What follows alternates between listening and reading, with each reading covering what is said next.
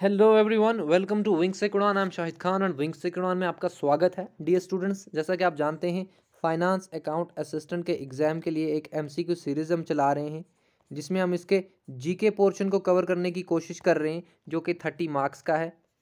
इसी MCQ series को continue करते हुए एक और वीडियो मैं आपके लिए लेके आया हूं, जिसमें हम कुछ और इंपॉर्टेंट एमसीक्यूज़ को डिस्कस करेंगे हमेशा की तरह। लेकिन उससे पहले मैं आपको बता दूं, फाइनेंस अकाउंट असिस्टेंट के एग्जाम के लिए एक नई टेस्ट सीरीज़ विंग्स से उड़ान ऐप पे लॉन्च हो चुकी है 2.0 के नाम से। इसमें आपको 5 फुल लेंथ टेस्ट जो हैं वो देखने को मिलेंगे। आपको करना क्या होगा, विंग्स से उड़ान ऐप को डाउनलोड करना होगा, खुद को रजिस्टर करना होगा, उसके बाद इसको दे पाएंगे। एंड इसके साथ साथ जेके पुलिस सब इंस्पेक्टर के एग्जाम के लिए भी एक टेस्ट सीरीज लॉन्च हो चुकी है, जिसमें आपको 15 टेस्ट मिलेंगे। इन टेस्ट को के रिगार्डिंग जितनी भी जानकारी आपको चाहिए हो, आप दिए गए नंबर पर कांटेक्ट कर सकते हैं एंड जानकारी ले सकते हैं। चलते हैं हम आज के एमसीक्यूज पे एंड देखते हैं आज के एमसीक्यूज क्या हैं। तो जैसा कि आप जानते हैं, हम history of Jammu and Kashmir जो है डिस्कस कर रहे हैं। एंड इसके हम ऑलरेडी 3 पार्ट्स जो है डिस्कस कर चुके हैं। ये इसका 4th पार्ट होगा, ये इसका लास्ट पार्ट रहेगा। आज हम इसको वाइंड अप करेंगे history of Jammu and Kashmir को। तो चलते हैं हम आज के पहले क्वेश्चन पे। लास्ट टाइम हमने क्वेश्चन नंबर 50 तक अपनी डिस्कशन की थी।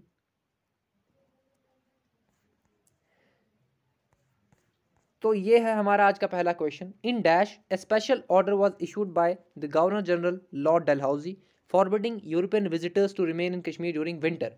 तो क्या हुआ कि महाराजा गुलाब सिंह की रिक्वेस्ट पे जो गवर्नर जनरल ऑफ इंडिया थे लॉर्ड डलहौजी, उन्होंने एक ऑर्डर निकाला जिसके अकॉर्डिंगली क्या था कि यूरोपियन विजिटर्स जो थे वो विंटर में कश्मीर में विजिट नहीं कर सकते थे। असल में इसका बैकग्राउंड ये था कि महाराजा गुलाब सिंह चाहते नहीं थे कि यहाँ पे ज़्यादा यूरोपियन इंटरवेंशन हो, और उसकी वजह से स्टेट के इंटरनल मैटर्स में वो इंटरवीन करें। तो इस वजह से ये ऑर्डर निकाला गया था। एंड इसका करेक्ट ऑप्शन मैं आपको बता दूं 1854 में हुआ था, लॉर्ड डलहौजी के द्वारा ये ऑर्डर निकाला गया था। ओके, एंड इसके साथ साथ मैं आपको बता दूं कि कुछ स्पेसिफिक रूट्स ही बताए गए थे जहाँ से कोई भी जो यूरोपियन है वो JNK में एंटर हो सकता है। एंड इसके साथ साथ इनकी कंप्लीट विजिलेंस रखी जाती थी जितने भी विजिटर्स यहाँ पे आते थे। तो यहाँ इसका ये करेक्ट ऑप्शन था 1854। एंड 1822 के बारे में आपको मैं बता चुका हूँ, coronation of Gulab Singh by Ranjit Singh. Okay, coronation of Gulab Singh by Ranjit Singh in 1822 at Akhnoor, and he was made the raja of Jammu. ये मैं आपको बता चुका हूँ। ओके, जियोपोटा ट्री के पास। ये भी कल किसी बच्चे ने चैट में लिखा था, तो शायद मैं बताना भूल गया आपको, तो ये भी आप याद रखेंगे। एंड इसके साथ साथ 1846 में treaty of Amritsar 16 March 1846। Okay, transfer of JNK to Maharaja Gulab Singh. तो ये सारी चीज़ें आप याद रखेंगे। ये है इसका करेक्ट ऑप्शन, ये वाला 1854। तो चलते हैं हम अपने नेक्स्ट क्वेश्चन पे। एंड इसके साथ मैं आपको ये बता दूं, लॉर्ड डलहौजी कौन थे। ये थे governor general of India. And इसके साथ मैं आपको ये भी बता दूं, डॉक्ट्रिन ऑफ लैप्स के लिए ये बहुत फेमस थे।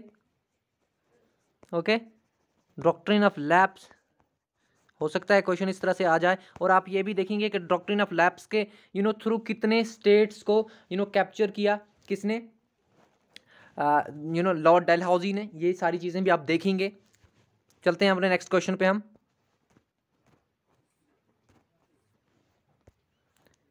क्वेश्चन नंबर 52 हमारे पास है। In order to make efforts towards the administrative reforms a full fledged British residency was establish in dash.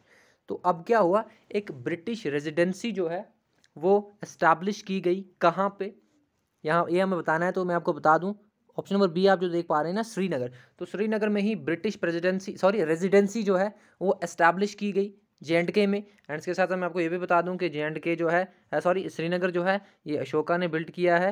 And इसको पांडरथन नाम दिया गया था। ओके, ये भी आप याद रखेंगे। चलते हैं हम अपने नेक्स्ट क्वेश्चन में। बारामूला में गुलमर्ग है, एंड गुलमर्ग में क्या है, फ्रोजन लेक है, जिसको अलपत्थर लेक भी कहते हैं। ओके,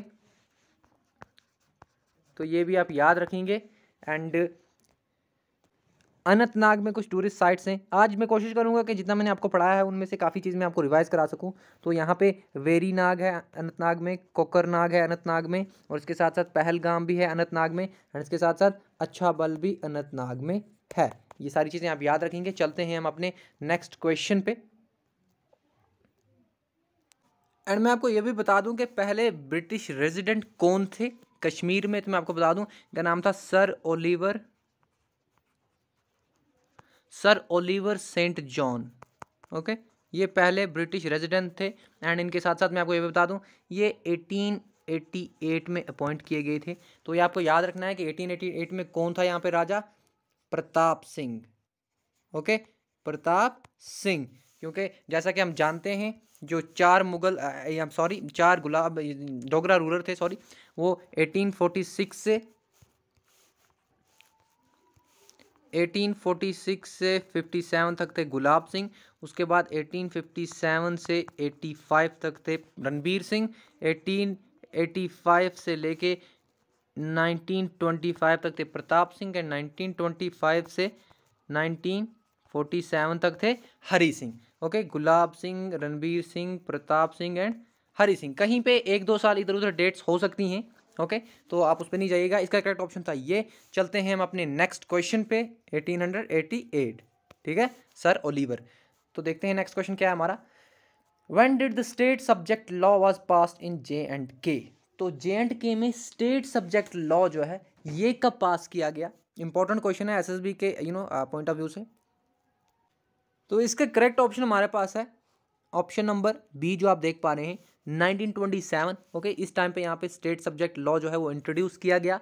एंड इसके साथ साथ मैं आपको ये भी बता दूं कि यहाँ पे इस टाइम पे राजा कौन थे? महाराजा हरी सिंह। ओके, तो चलते हैं हम अपने नेक्स्ट क्वेश्चन पे। क्वेश्चन नंबर 54 हमारे पास है। Which of the following was made as official language of J&K state in 1907? तो 1907 में किस लैंग्वेज को दी हुई लैंग्वेजेस में से ऑफिशियल लैंग्वेज ऑफ J&K बना दिया गया? तो मैं आपको बता दूं इसका करेक्ट ऑप्शन है ऑप्शन नंबर सी। उर्दू को 1907 में ऑफिशियल लैंग्वेज डिक्लेयर कर दिया गया। एंड इससे पहले जो थी पर्शियन थी ऑफिशियल लैंग्वेज। ओके, तो पर्शियन यहाँ पे पर्शियन को रिप्लेस करती है उर्दू। तो ये आप याद रखेंगे 1907। चलते हैं हम अपने नेक्स्ट क्वेश्चन पे।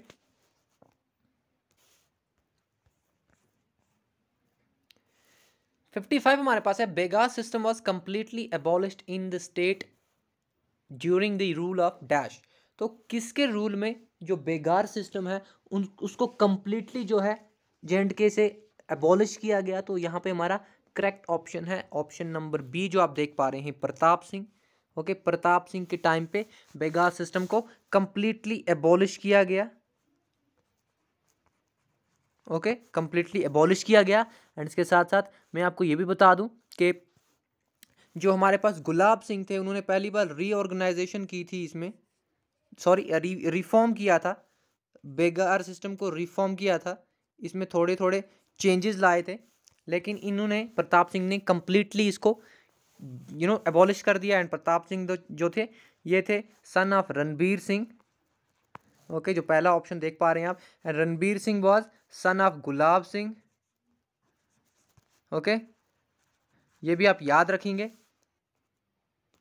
एंड गुलाब सिंह के फादर थे किशोर सिंह। किसी ने ये ऑप्शन में भी कमेंट में भी लिखा था किशोर सिंह जामवाल।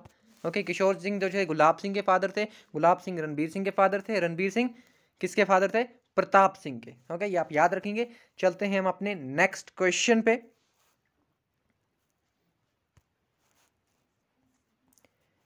56 हमारे पास है। इन 1916 the government appointed an education commission for Mohammedan education under the chairmanship of dash.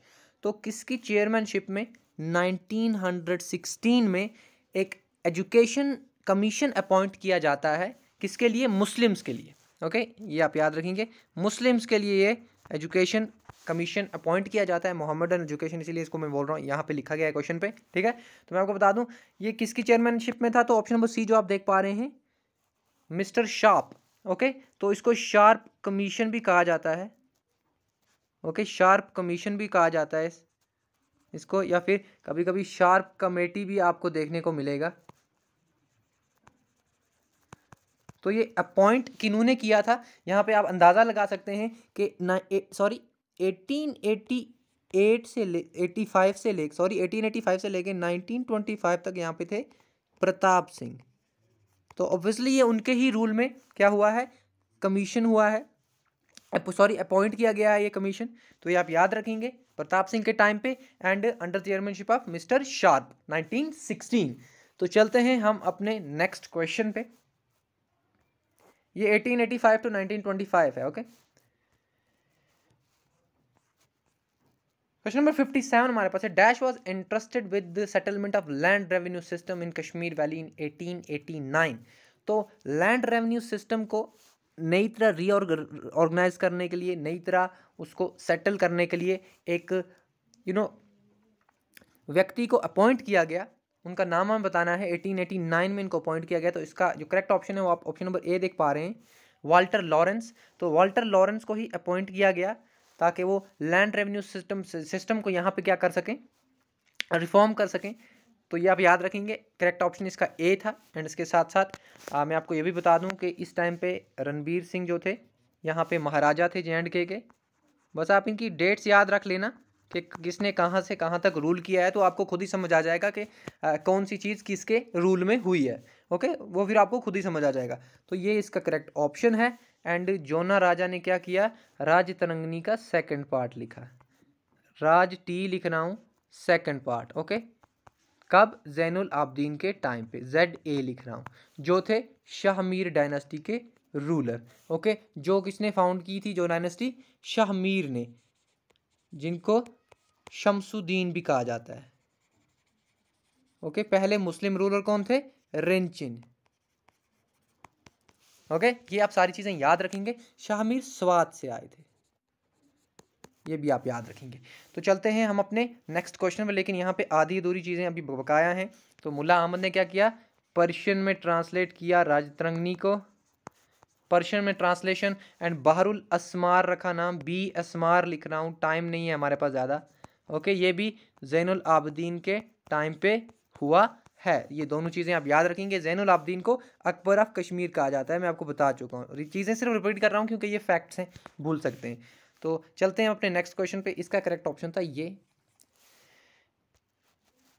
58 हमारे पास है, when did Lala Lajpat Rai came to Kashmir. तो इसका करेक्ट ऑप्शन हमारे पास है सबसे पहले ऑप्शन नंबर ए, 1928 में लाला लाजपत राय जो हैं ये कश्मीर आए। इसके साथ साथ बाकी सारी चीज़ें इसके रिगार्डिंग, लाला लाजपत राय कौन थे, ये एक एक्सट्रीमिस्ट थे। एक्सट्रीमिस्ट आपको पता है, कांग्रेस में 2 फैक्शंस हो गए थे, मॉडरेट्स एंड एक्सट्रीमिस्ट, मैं आपको बता चुका हूँ। ओके, एंड कुछ लोगों को ये भी पता नहीं है कि ऑलरेडी हम हिस्ट्री, इंडियन हिस्ट्री को डिस्कस कर चुके हैं अराउंड इन 4 पार्ट्स। तो वो आप जाके प्लेलिस्ट में देखें। अगर प्लेलिस्ट में आपको ना मिले तो वीडियोस के सेक्शन में आप जाके सारे वीडियोस चेक करें। कहीं ना कहीं आपको हिस्ट्री के 4, मैं आपको बता दूं 50 टू 60 के बीच में मेरे ख्याल से ये वीडियोस हैं, 50 सीरियल 50 टू 60। तो आप ये देख लें। तो लाला लाजपत राय जो थे एक्सट्रीमिस्ट थे। एंड इसके साथ साथ मैं आपको बता दूं इनको पंजाब केसरी भी कहा जाता है। ओके, ये भी आप याद रखेंगे। चलते हैं हम अपने नेक्स्ट क्वेश्चन में। एक्चुअली यहाँ पे ये आर्य समाज की टीचिंग्स को प्रोपोगेट करने आए थे। तो चलते हैं हम अपने नेक्स्ट क्वेश्चन पे। 59 हमारे पास है, all Jammu and Kashmir Muslim conference was establish in year dash. तो all Jammu and Kashmir Muslim conference एक पहली एक फुल फ्लेज्ड पार्टी जो थी JNK में बनाई गई। तो ये कब बनाई गई, तो इसकी एस्टैब्लिशमेंट होती है 1932, ऑप्शन नंबर बी जो आप देख पा रहे हैं। ओके, 1932 एग्जैक्टली अगर बताया जाए तो इस पहला सेशन इसका होता है 16 अक्टूबर 1932। ओके, एंड इसके साथ साथ मैं आपको बता दूं यहाँ पे इसके पहला जो सेशन होता है, इनॉग्रल सेशन, उसके प्रेसिडेंट होते हैं शेख मोहम्मद अब्दुल्ला। शेख मोहम्मद अब्दुल्ला जो हैं इसके पहले प्रेसिडेंट होते हैं। एंड इसके साथ साथ मैं आपको ये भी बता दूं कि इसका पहला सेशन जो होता है वो पत्थर मस्जिद श्रीनगर में होता है। पत्थर मस्जिद श्रीनगर। तो चलते हैं हम अपने नेक्स्ट क्वेश्चन में। 1932 में all Jammu and Kashmir Muslim conference establish हुई थी। क्वेश्चन नंबर 60 हमारे पास है, to bring all the educated actually. तो क्वेश्चन 60 है, to bring all the Muslim educated youth together for devising ways to fight out injustice done to Muslim community in Kashmir, which of the following party was establish. तो as अगर आप Dogra history को पढ़ेंगे तो आप देखेंगे कि देयर वाज ए तो आप देखेंगे कि throughout Dogra rule from 1846 to 1947 there has been a resentment of Muslims towards this Dogra rule.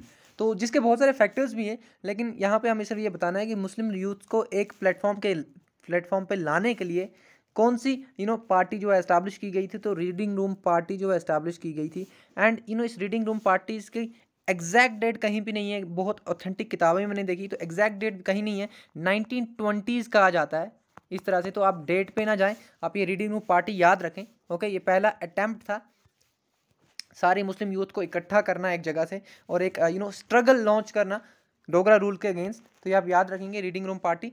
Option number B correct है इसका। चलते हैं हम अपने नेक्स्ट क्वेश्चन पे। क्वेश्चन नंबर 61 हमारे पास है, व्हेन डिड मुस्लिम कॉन्फ्रेंसेस नहीं है, कॉन्फ्रेंस है, was converted into national conference. तो देखें, पहले जो पार्टी बनी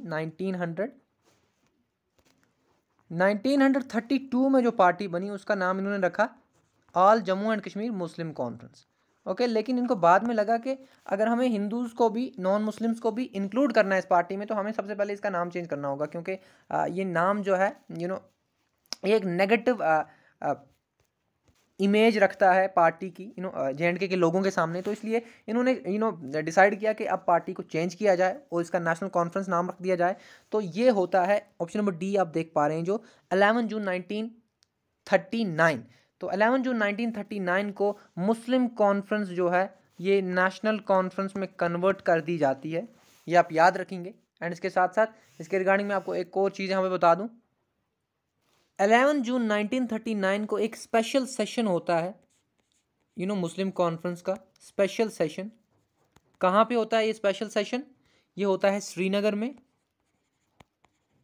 एंड यहाँ पे इसके प्रेसिडेंट होते हैं इस सेशन के गुलाम मोहम्मद सादिक। एंड यहीं पे क्या होता है, इस पार्टी का नाम चेंज कर दिया जाता है। ओके, तो ये आप याद रखेंगे 1939 11 जून। चलते हैं हम अपने नेक्स्ट क्वेश्चन पे।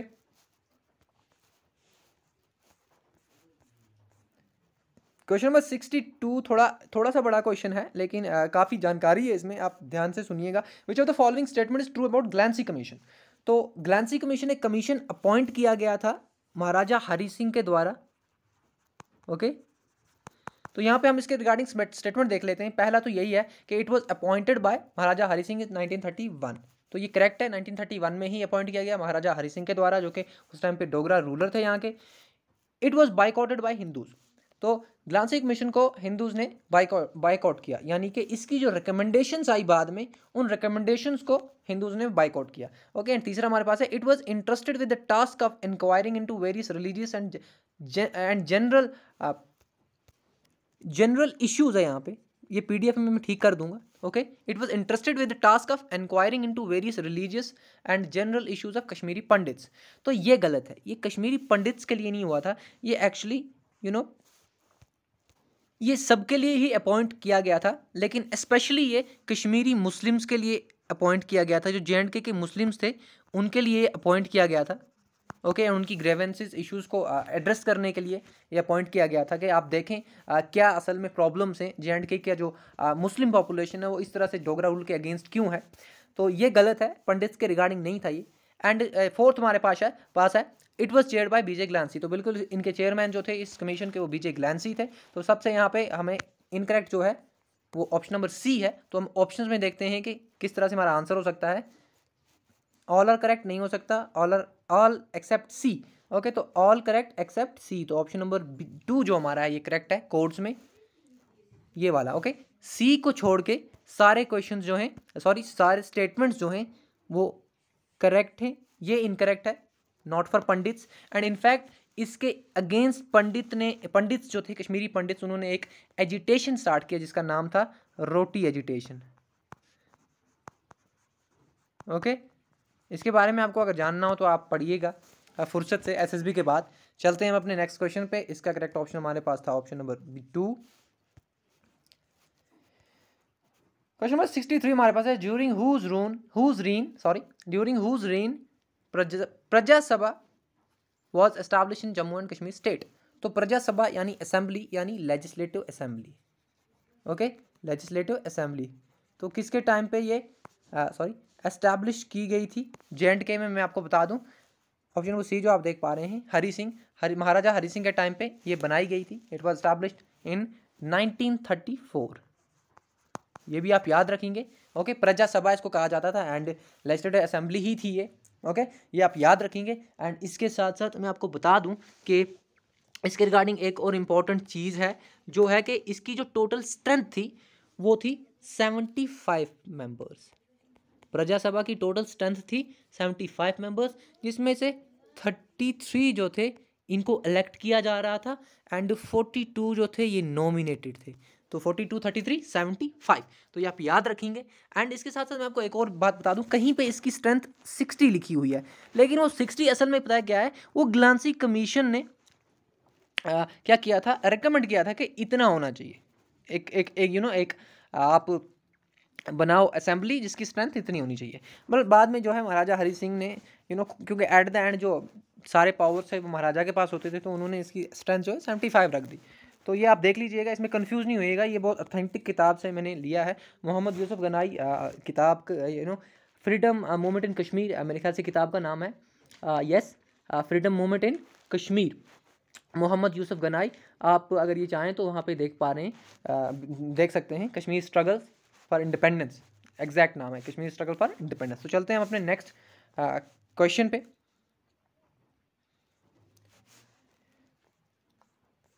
क्वेश्चन नंबर 64 हमारे पास है, national conference in its annual session 1944 में नेशनल कॉन्फ्रेंस का एक एनुअल सेशन होता है, adopted the programme of scientific socialistic pattern of society and democratic government, this came to be known as. तो एक प्रोग्राम अडॉप्ट किया उन्होंने 1944 में, किसने, नेशनल कॉन्फ्रेंस ने अपने एनुअल सेशन में। ये वही नेशनल कॉन्फ्रेंस है जिसका मुस्लिम कॉन्फ्रेंस से नेशनल कॉन्फ्रेंस में नाम चेंज कर दिया गया था 1939 को, ओके, 11 जून, मैं आपको बता चुका हूँ।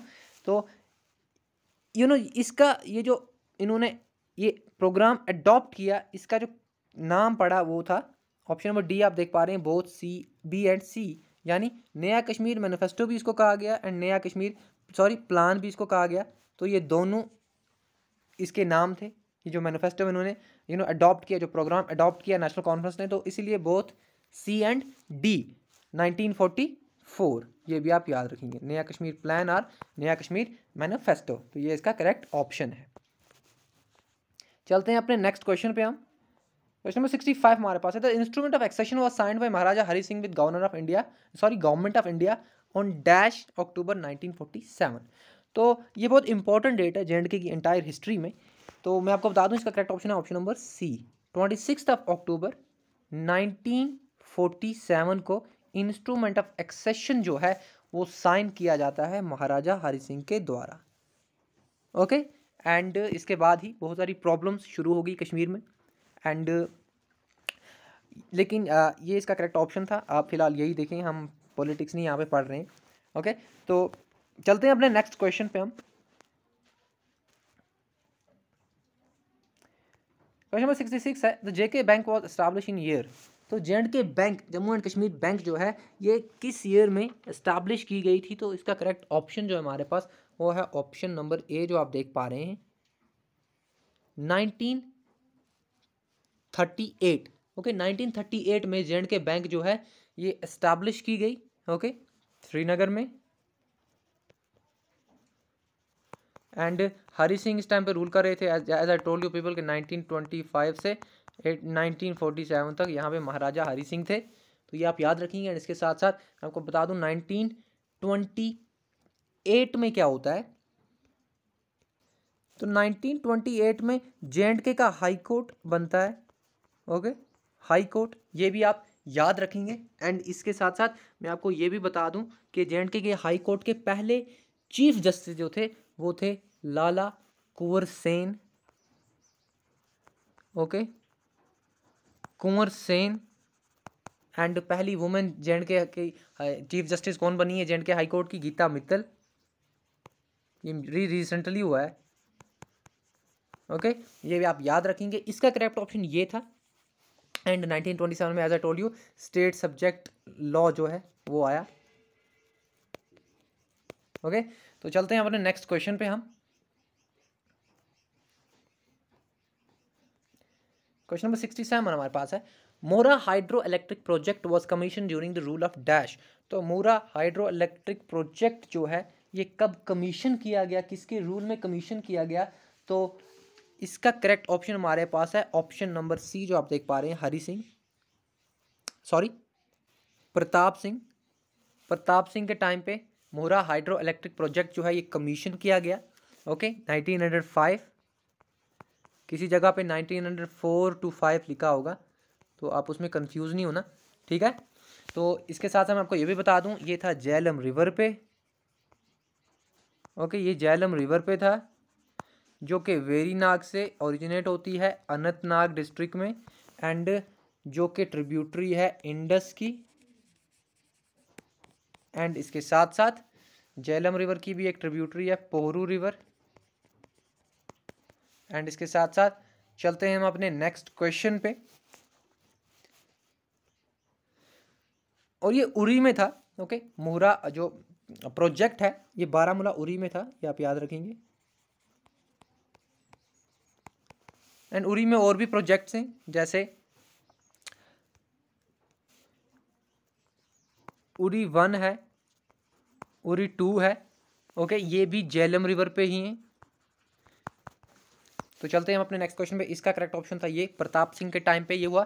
एंड मैं आपको बता दूं, अगर क्वेश्चन इस तरह से आ जाएगा तो first hydro electric project in India by government of India, तो आप sorry first hydro electric project in J&K by government of India, तो वो आप मोहरा नहीं लिखेंगे। ओके वो आप लिखेंगे Salal hydro electric project. Okay जो गवर्नमेंट ऑफ इंडिया के द्वारा था वो पहला था सलाल हाइड्रो इलेक्ट्रिक प्रोजेक्ट, ये आप याद रखेंगे, मोहरा नहीं था। ओके ये तो जे.एंड.के के डोगरा रूलर्स ने खुद कमीशन करवाया था अपने रूल में। तो उस टाइम पे पार्ट भी नहीं था इंडिया का, J&K state full fledged part नहीं था। It happened after 1947। एंड इसके साथ साथ सलाल हाइड्रो इलेक्ट्रिक प्रोजेक्ट जो है ना, ये चनाब रिवर पे है। चनाब रिवर जिसको चंद्रभागा कहा जाता है, जो कि सबसे बड़ी ट्रिब्यूटरी है इंडस की, एंड लेफ्ट बैंक ट्रिब्यूटरी है इंडस की, ये भी आप याद रखेंगे। एंड चलते हैं हम अपने नेक्स्ट क्वेश्चन पे।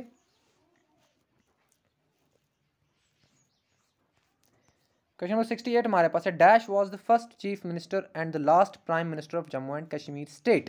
तो जम्मू एंड कश्मीर स्टेट का पहला chief minister and last prime minister कौन था? तो हमें ये बताना है। इसका करेक्ट ऑप्शन हमारे पास है, तो इसका करेक्ट ऑप्शन हमारे पास है ऑप्शन नंबर ए, जो आप देख पा रहे हैं, गुलाम मोहम्मद सादिक। तो ये थे first chief minister of J and K and last prime minister of J and K. Okay आप ये क्लियरली याद रखिएगा। कुछ लोग कहते हैं कि बख्शी गुलाम मोहम्मद है, तो नहीं है। Ghulam Mohammad Sadiq last prime minister of J and K थे, last prime minister of J and K and first chief minister of J and K. Okay ये आप याद रखेंगे। एंड इसके साथ साथ मैं आपको बता दूं कि first prime minister of J&K कौन थे? मेहरचंद महाजन, ये भी आप याद रखेंगे। ओके तो चलते हैं हम अपने नेक्स्ट क्वेश्चन पे। ओके तो आज 68 तक ही था। ओके एंड इसके साथ हम इसको क्लोज करते हैं आज इस हिस्ट्री की सीरीज़ को। कल से हम किसी नए टॉपिक पे एमसीक्यूज करेंगे। ओके एंड मैं ये नहीं क्लेम कर रहा हूँ कि हमने सारा डिस्कस कर दिया है, लेकिन कुछ कुछ मेन इंपॉर्टेंट इवेंट्स या नाम जो हैं वो मैं आपको बता चुका हूँ, क्योंकि आप खुद भी जानते हैं history of Jammu and Kashmir एक बहुत बड़ी चीज़ है। ओके तो हम इसको 4 वीडियोज़ में, वो भी 30 मिनट्स के 4 वीडियोज़ में हम इसको कवर कर ही नहीं सकते। इसके लिए तो बहुत टाइम चाहिए। ओके तो फिर भी कोशिश की है मैंने कि एसएसबी के पॉइंट ऑफ व्यू से जितनी भी चीज़ें आपको बता सकूं। कल से हम एक नया टॉपिक लेंगे एंड उस पर हम डिस्कस करेंगे। शायद फ्लोरा एंड फाना पे कल वीडियो आए। ओके फ्लोरा एंड फाना, क्रॉप्स ऑलरेडी रणधीर सर ले रहे हैं क्लासेस, तो क्रॉप्स को हम फिलहाल स्किप करते हैं एंड फ्लोरा फाना पे हम एमसीक्यूज करेंगे। एंड इसके साथ साथ मैं आपको ये भी बता दूं कि जे.एंड.के में पहले आपको पता है कि यहाँ प्राइम मिनिस्टर एंड प्रेसिडेंट होता था। ओके लेकिन फिर 1965 में ये नॉमेनक्लेचर चेंज हो गया एंड अब यहाँ पे प्राइम मिनिस्टर जो है वो गवर्नर कहलाता है एंड प्रेसिडेंट जो है वो गवर्नर हो गया एंड प्राइम मिनिस्टर जो है वो चीफ मिनिस्टर हो गया। And as I told you, पहले चीफ मिनिस्टर कौन थे? गुलाम मोहम्मद सादिक एंड ये लास्ट प्राइम मिनिस्टर भी थे, as I told you people. तो इसमें आप कंफ्यूज नहीं होना, ओके। अगर ज़्यादा कन्फ्यूजन हो तो आप टाइप करेंगे गूगल में, let me tell you people, JK general administration department .nic.in। तो उसमें एक PDF आएगी, आपको सारी इन्फॉर्मेशन मिल जाएगी, सारे गवर्नर्स और चीफ मिनिस्टर के नाम वहाँ पे, प्राइम मिनिस्टर के नाम दिए हुए हैं, तो आप वहाँ पे देख लीजिएगा। मिलते हैं अपने नेक्स्ट वीडियो में। Till then goodbye, take care. And अगर आपको अच्छा लगे तो आप कमेंट ज़रूर करें, okay. Till then goodbye, take care and thank you so much for watching Wings से उड़ान।